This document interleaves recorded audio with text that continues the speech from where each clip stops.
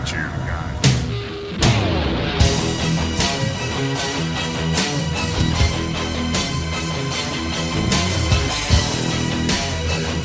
What is up, you guys? Welcome to episode 3 of the Real Air Radio Show's 31 Nights of Halloween.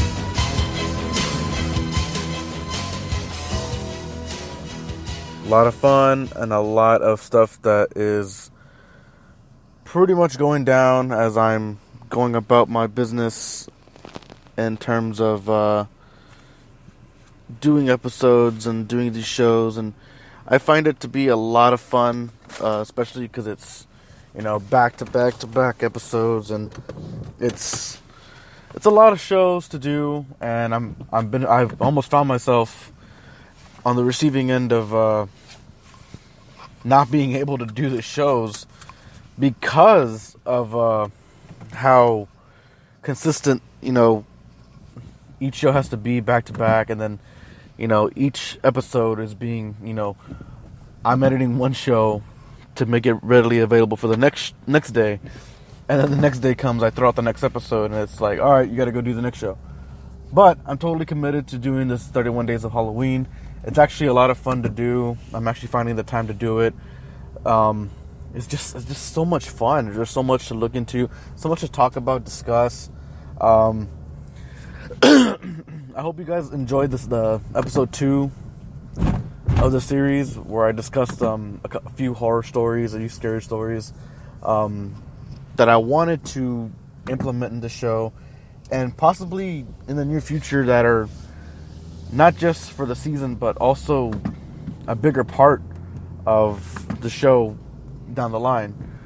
But the one thing that really stood out for me was doing the last episode was doing the scary stories and the horror stories with it, because I had asked several people, to submit some of their best experiences or stories that they wanted to share on the show, and quite a few people responded, and which was great.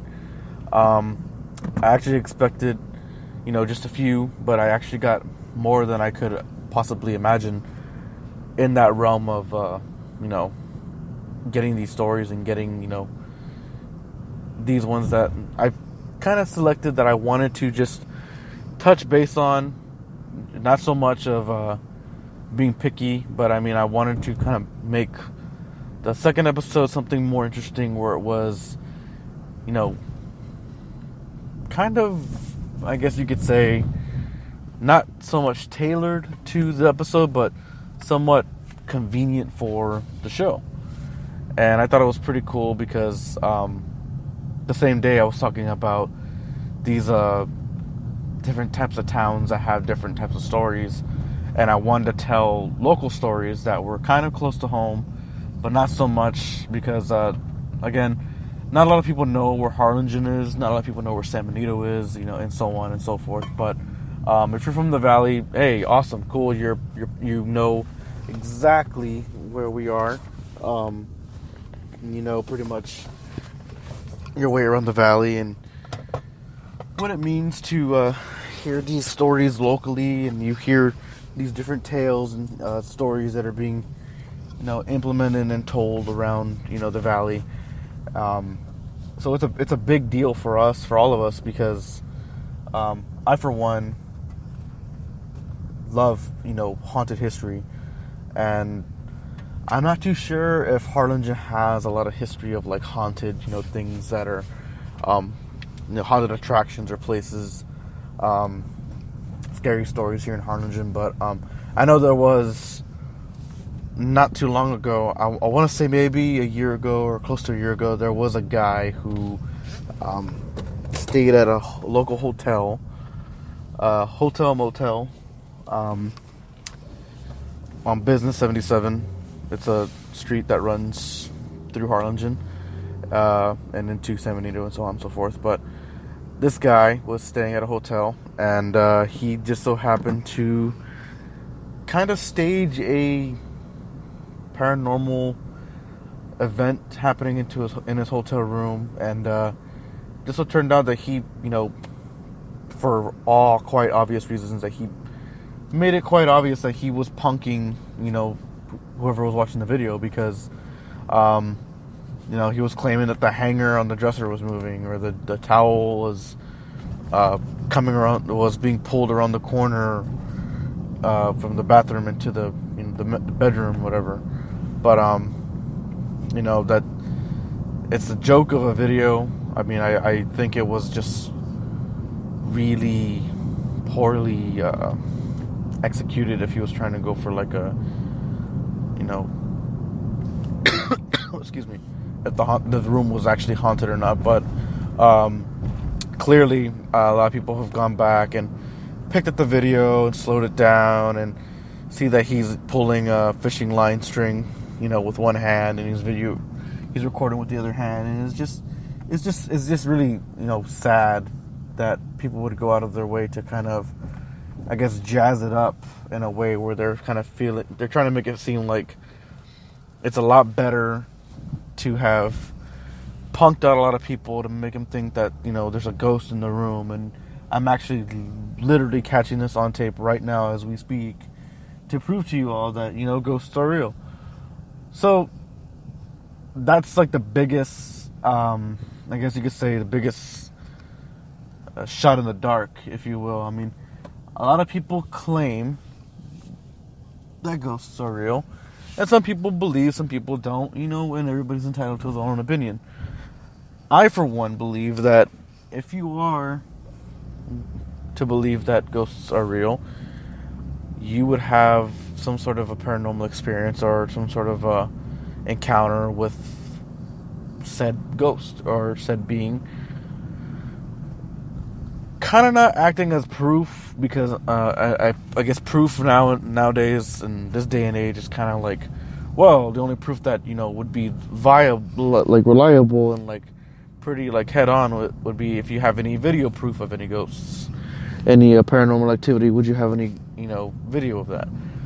And of course, nowadays people can duplicate, set up and stage any type of activity or ghost paranoia happening to them on camera or anything like that, because it just so happens to be so much of a at ease type of thing where people can just at the click of a button make a ghost appear or make some sort of movie magic happen, because that's just pretty much how it goes.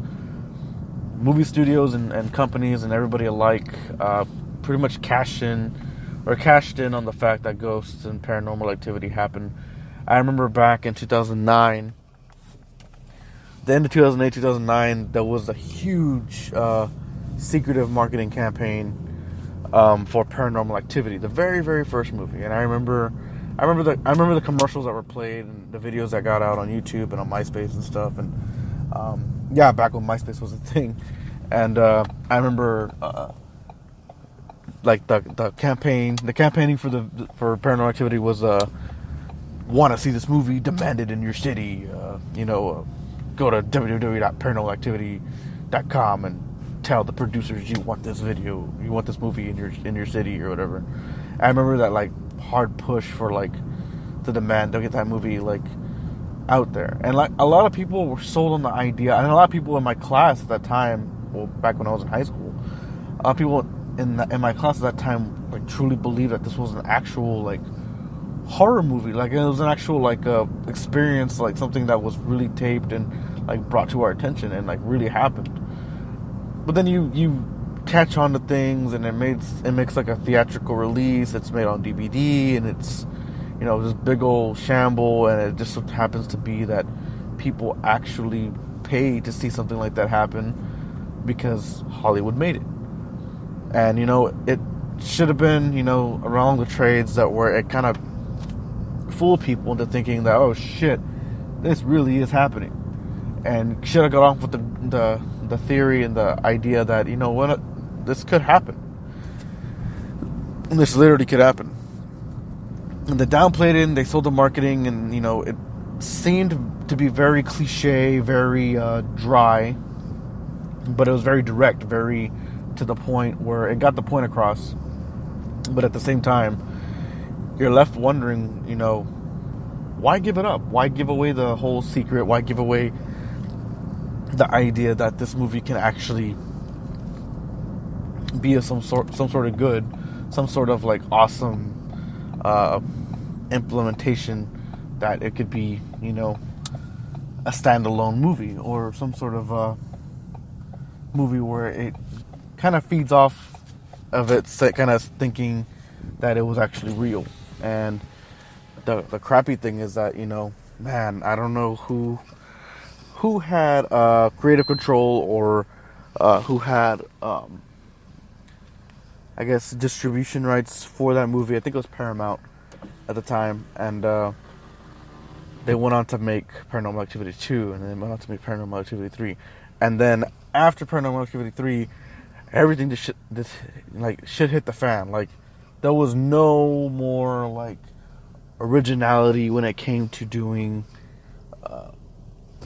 any more Paranormal Activity sequels, and it came off as cheesy.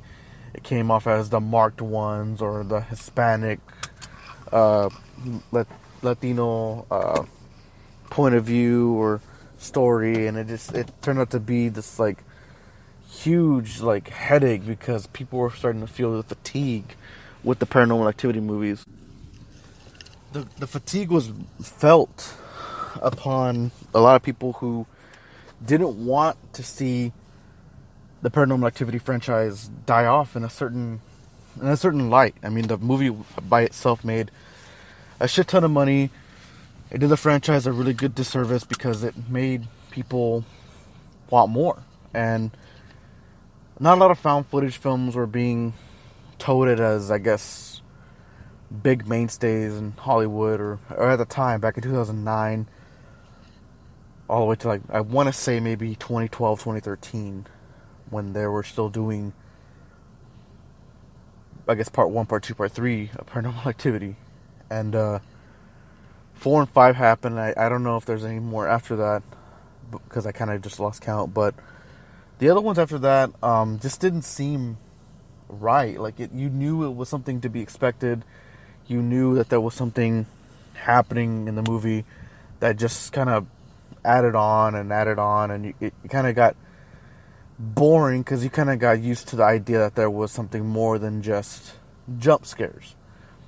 And so the found footage craze, started to become a thing.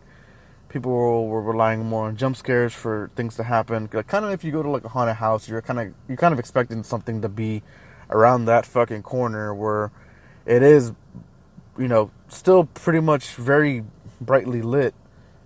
But, I mean, come on, you're in a fucking haunted house, and you can expect something to jump around that corner, or some sort of, trap door that's attached to the, corner, or something to happen to you, grab you, scare you. Jump scares. I mean, it's a cheap knockoff way to get to you, to make you think that, they're just playing off on your fears to make you jump, to make you like, oh shit, things like that, of that nature. I mean, for one, I think jump scares are just ridiculous. It's a cheap thrill. It's a cheap scare. It's practical. It works for some people. Some people are, good to get off on like the, oh shit, like, the oh shit factor. Oh, something happened, it scared you, oh, whatever. But whatever happened to like instilling like general fear into like the audience? Like, not just like having them like get scared over a jump scare, or something pops out and like, shows its face or its teeth and like growl or scream or something, but like something that just like really made you think about a horror movie, that was like really smart, and then you're just like, oh shit, and then like something else happens and you didn't expect it, because like that's how it should be. I mean, horror movies should be like leading you to this one thing, and then like it's pretty obvious that it's gonna be this person. That's pretty obvious, and then something drastic happens, and you're kind of like, oh fuck, that was crazy. Like, I did not expect that, and then like it just grows upon it, and it builds up on it, and it just right in your face scares you. I mean, I can't remember the last time excuse me, that something like that could actually happen, or be made available to make it happen to other people. But I don't know. I mean, I'm totally convinced that horror movies aren't what they used to be anymore. Clearly, they're not. I know a lot of people who are probably listening who's like, he's gonna bash The Conjuring, he's gonna bash Annabelle, he's gonna bash Insidious any minute now. Just wait for it. He's gonna fucking do it. I'm not gonna do it. I'm not gonna do it because I've done it in previous episodes. I've talked about it enough. I've kind of trailed off on the fact that these movies are just some sort of, I guess, the new staple of horror to make it seem like they are really scary. But in the end, they're not. The doll factor has been downplayed so many times. It's been remade, it's been rehashed, it's been revisioned, reimagined in every which way possible. The whole fact that the house is haunted and, ooh, there's a girl that's possessed by a demon or a spirit and she's like the key or the portal to the other world and she's the main focus that this whole, thing has to stop, and it's through her that we have to exorcise the demon out of her to make her better and banish the demon back to where it came from, just so it can make a return in the shitty sequel and happen all over again. I don't know. I mean, I never thought that movies like this would be some sort of like a main attraction to a lot of people. And when I talked about this on Facebook, I got attacked by a lot of people on Facebook who were just like, oh, well, you don't know what good movies are. You don't know what good cinema is. I, the person who loves to review movies and does this as a hobby and talks about movies and carefully dissects and points out the obvious or the continuity errors, or points out the flaws and the bloopers that I've seen or other people have brought to my attention, yeah, I know shit about cinema, but I can sweet talk you all the way to the fucking theater and show you exactly what I'm talking about, and you'd be surprised exactly what you see once I talk about it and bring it up. The whole fact that being attacked online has been brought to like a whole different level by so many people all over Facebook, who just so happen to share a common share and a common interest in commenting on a movie trailer. Some people will like it, and all those people will agree that, hey, you know what, it's a really good movie. Hey, thumbs up. All right, cool. And some people will disagree. The same people who think that these movies are shit, or the story is shit, or the people who act these movies are shit, or a combination of all three. People who act in these movies who think they're shit, but they really are shit because the story's shit, and so on and so forth. View said opinion to thousands, maybe possibly hundreds of thousands of people who see these comments, who read these comments for fun, or just to jump in and comment on them, will notice that, oh my god, this guy has exactly no personality or no interest in the horror community because he thinks that these movies are horrible. He thinks these movies can be way better if he directed them, or he had a better idea. And technically, I feel like I probably could. Not to toot my own horn, not to think that I'm all high and mighty, but, I mean, to really sit there and think about it, I mean, come on. A theme that has been played off thousands and thousands and thousands of times is being made for your entertainment again on a yearly basis. Think about it. You're watching Paranormal Activity 7 or 8 after you watched it the past 6 or 7 years in a fucking row. You're watching the Conjuring movies. You're watching part 1 and part 2.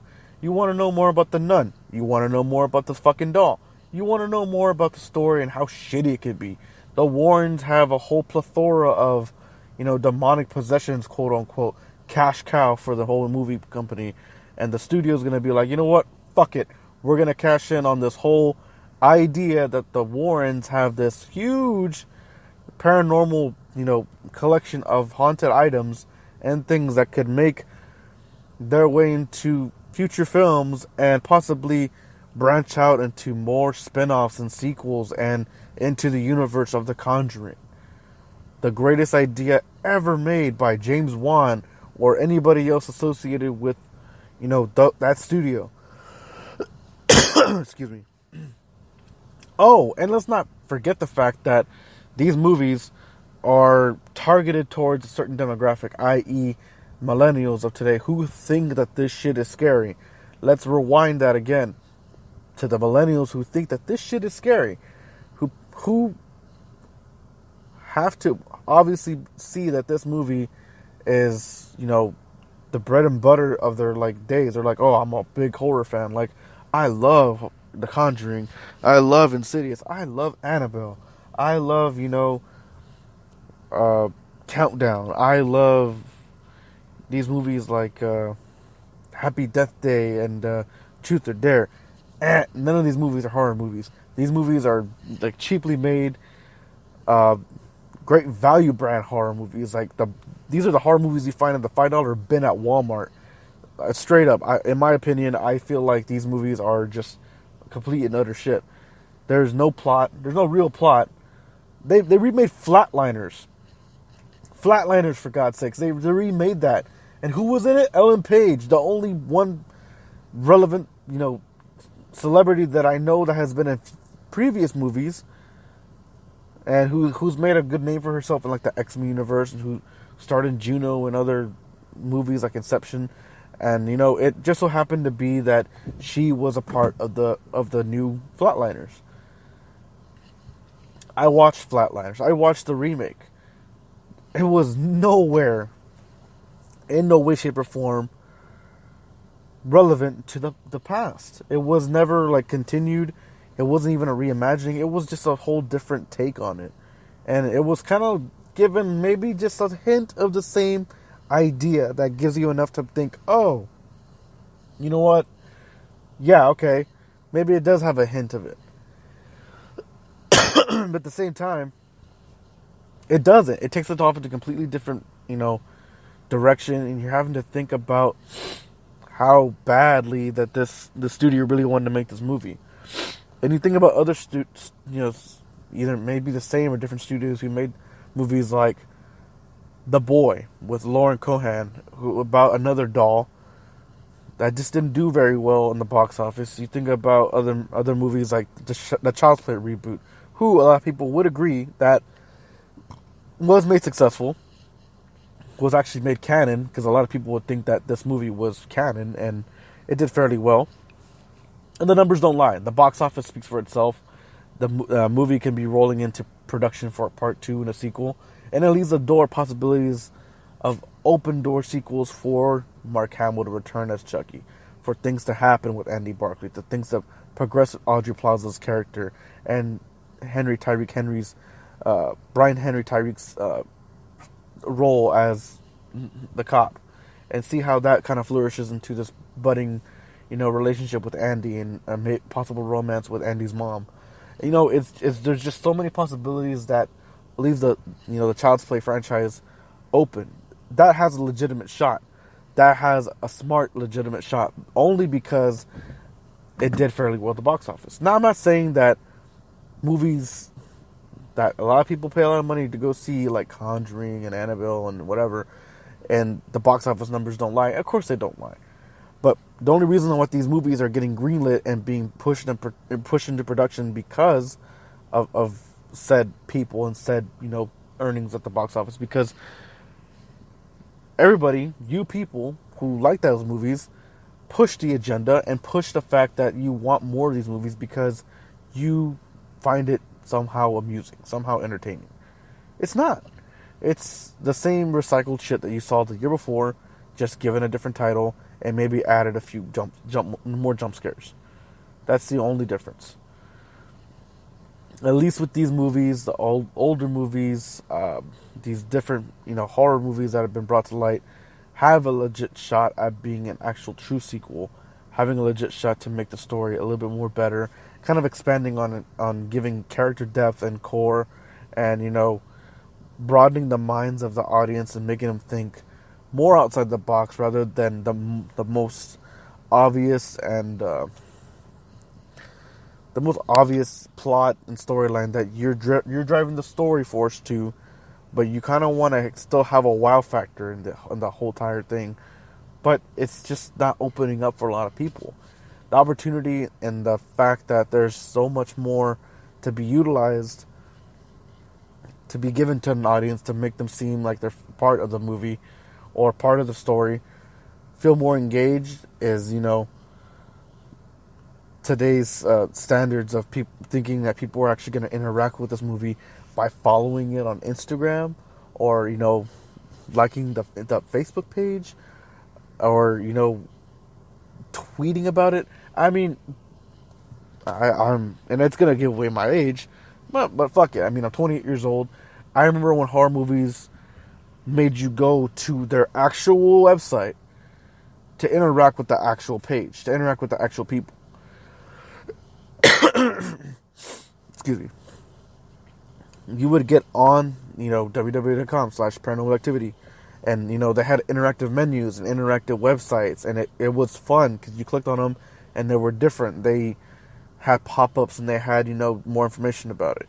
You went to, like, these other websites that, you know, tie in with the movie Cloverfield and the Slush Show company, and things that the Tamagotchi company that tied in with the Cold Cloverfield universe, and making it seem like a bigger universe than it is, because it is. There's just a lot to go off of on the entire, you know, fact that there's more than just that one website. There's interconnectings, there's, you know, things that build up and make it seem much, much more interesting. And a lot of people would agree. And then, you know, you would call some websites or some movies, excuse me, or some TV shows would actually promote, like, the actual, like, phone number for, you know, said TV show, said movie. I remember back then there was a time where you could call Freddy Krueger and he'd read you a bedtime story. Like, that was a time that I remember growing up. And I remember you would call, there was like a 800 number or 900 number that you would call the Nickelodeon studios back in the 90s, and they had, like, the interactive, like, trick or treat, like, Halloween celebration, like, on live TV. And then, like, they would have, like, an interactive, like, pumpkin, like, going, like, door to door and, like, calling people and telling them that they won and giving them trivia and stuff like that. I mean, that shit came off spooky to me because it was like it was a pumpkin that was called, I remember Nickelodeon had this pumpkin called Pumpkin, and Pumpkin was like an interactive pumpkin that would, like, cackle and, like, talk and, like kind of, like, zoom in and, like, kind of go to these interactive maps of, like, these different houses to simulate that these, you know, these people live at these houses, and, like, call them on their phone and, like, tell them whether they won or give them trivia so they can win. And it was just a whole bunch of, like, different, like, promotional things that these studios and these, you know, TV shows had. Like, Nickelodeon had, you know, the Halloween Bash, or the Halloween Halloween Nickel Treat, whatever. They had, you know, other things. Disney had their, you know, spooktacular Halloween Town. So, yeah, Disney had those Halloween Town, like, movies and, like, sequels, and, like, some of them were kind of cool, some of them were, like, all right, but, like, I don't know. I mean, I wasn't really much of a Disney kid. Still really not much of a Disney kid. I don't like Disney. I'm not a big fan of Disney. I don't think that there's a lot of stuff that Disney has done that's great. I mean, call me an asshole, but I mean, like, I'm a Nickelodeon kid. I grew up on Nickelodeon, Hey Arnold, you know, stuff like that. Cat Dog, Doug, Rugrats, Angry Beavers, a whole bunch of other different shows that just seem so badass. Ren and Stimpy. I watch the occasional Beavis and Butthead every now and then, but I mean, Celebrity Deathmatch was, like, my bread and butter of the 90s. I mean, that show, just watching Celebrity Deathmatch was pretty badass for me. I mean, I remember watching Prometheus and Bob on Nickelodeon, and there was a time when Ren and Stimpy was on Nickelodeon at a few nights at a time, and, you know, they had some pretty secret subliminal episodes that, you know, just seemed so daring and shocking that a lot of people were just like, oh my god, it's Ren and Stimpy. Like, I can't believe that this, you know, is really, you know, what 90s cartoons have come down to, and it's really subliminal, and it has so many messages, and it's got so, like, just, like, deeper meaning. And then came, like, the early 2000s with Courage the Cowardly Dog, who had some pretty subliminal shit going on there. Cartoon Network just pushed the envelope with a bunch of other shows like, I don't know, Powerpuff Girls and Johnny Bravo, Cow and Chicken, the Adventures of Grim and Mandy. I don't know what else they had, but I mean, if you look at Cartoon Network's like programming now compared to Nickelodeon's, it's way deeper. It's way more like intense. I remember when they first announced that Cartoon Network was bringing Adult Swim into the fold for like the late night audience, and they took control. I guess they had like a merger or like a deal worked out with like a Fox and some other companies that brought in the Cleveland Show and Family Guy and American Dad, and then they brought in King of the Hill, and then they did their whole Toonami segment, and then they started bringing in these like different shows like I don't know, Scorpio PPO's and Eric and Andre's Funtime Adventure or something like that. Then they had Rick and Morty, and then now it's this new kind of this weird show that I remember that started a few years ago called Mr. Pickles. And Mr. Pickles was probably the worst thing that came out of, Adult Swim because of the fact that it was just so damn like subliminal, so damn in your face, and it was like targeted to like a certain demographic that a lot of people just didn't pick up on it, and it was just so damn like crazy. And then like after the very first season of Mr. Pickles, a lot of religious groups and a lot of church going people and a lot of just people called for the cancellation of Mr. Pickles, and it was a huge controversial thing that a lot of people were just like, this show has got to go. Cartoon Network and Adult Swim have really pushed themselves. They have really upped the ante. They have really pushed their boundaries, and you know what, Cartoon Network and Adult Swim said nope. We have already greenlit this for a second season. And the second season came and it was far worse. And then now Mr. Pickles is still in the air. Mr. Pickles is still going and still, charging full steam ahead, with their programming, and they're doing things that a lot of people are finding very uncomfortable, very, hard to, watch. And with understanding. So for those of you that are not familiar with the show Mr. Pickles is a show that is about a dog, a little black animated dog who is also possessed by the devil. And the dog, Mr. Pickles, belongs to a boy named Tommy, or I think little Tommy, or I don't know what his name is, Timmy or Tommy. I think it's Timmy. A little boy named Timmy, and he's the.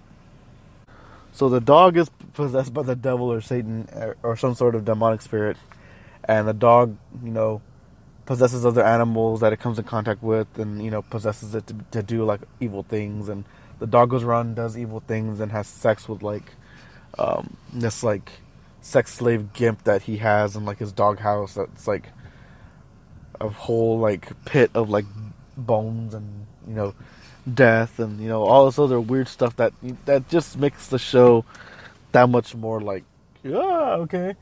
But I mean, I've watched the show. I've checked it out. I mean, most of it's more comedy than anything. It's more like ha ha ha, you'll laugh at it, and it's like there's some parts where you kind of laugh at it. It's kind of like uncomfortable laughing, but it's laughter nonetheless, and it's funny. It's crass. It's it's satire, but that's what people at this time of hour watch. I mean, this is what people that watch Adult Swim know, that a lot of these shows and subliminal messages that come out at late night on Adult Swim are part of their programming. You got like an animator like Lee Hardcastle who does the clay animations for Adult Swim, who makes these like really like subliminal, grotesque, bloody, gory, weird, trippy like claymations that he does with clay. And like, man, it pays off a lot. A lot of people like are fascinated by like his animations and like his creations and his projects. And if you check out his Instagram, he's really vivid, really out there. It's really it paints a really wild picture for a lot of viewers, and I can see why. He did some cross promotional for the Child's Play reboot, and he uploaded it onto Instagram, and it was really nice. It was really played out really nice, and it looks really really fantastic. But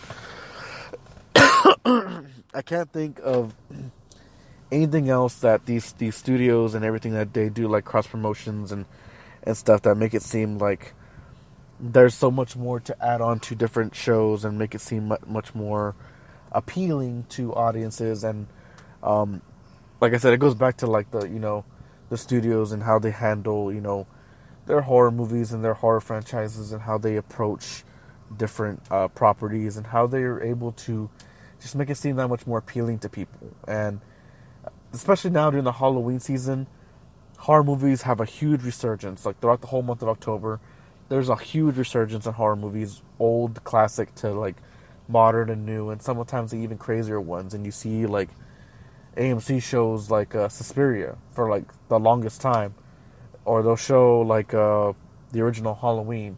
They'll show the Halloween marathon. They'll have the Nightmare on Elm Street, Friday the 13th, Child's Play, Candyman, Leprechaun, Jeepers Creepers 1, 2, and probably the third one.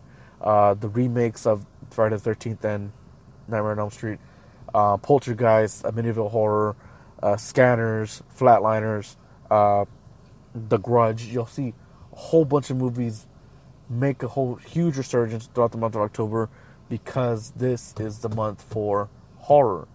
And Halloween is the season to be, actively doesn't make sense, but actively, invested in the whole like horror movie, genre and the horror movie game, because it just means that much more.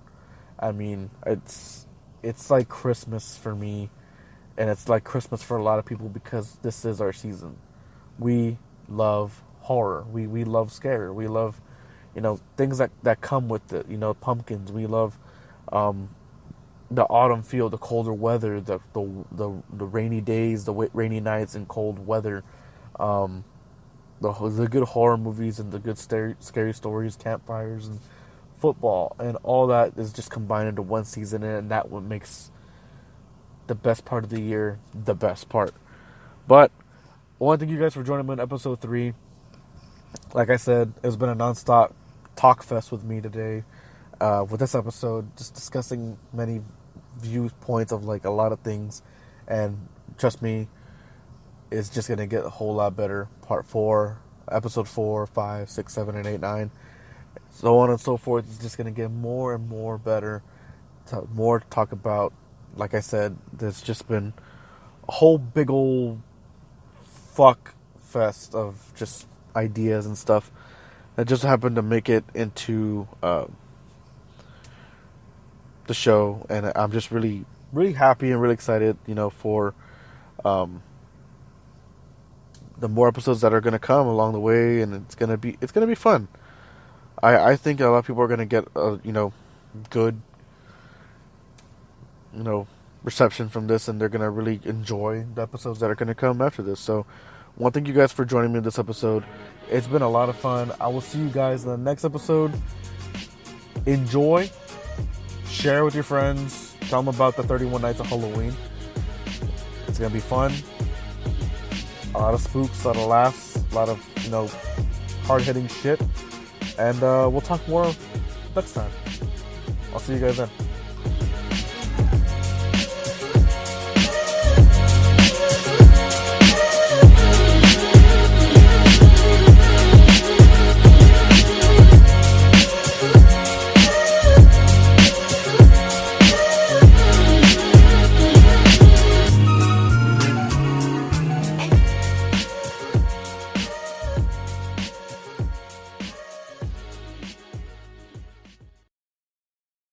This is Real Radar Radio.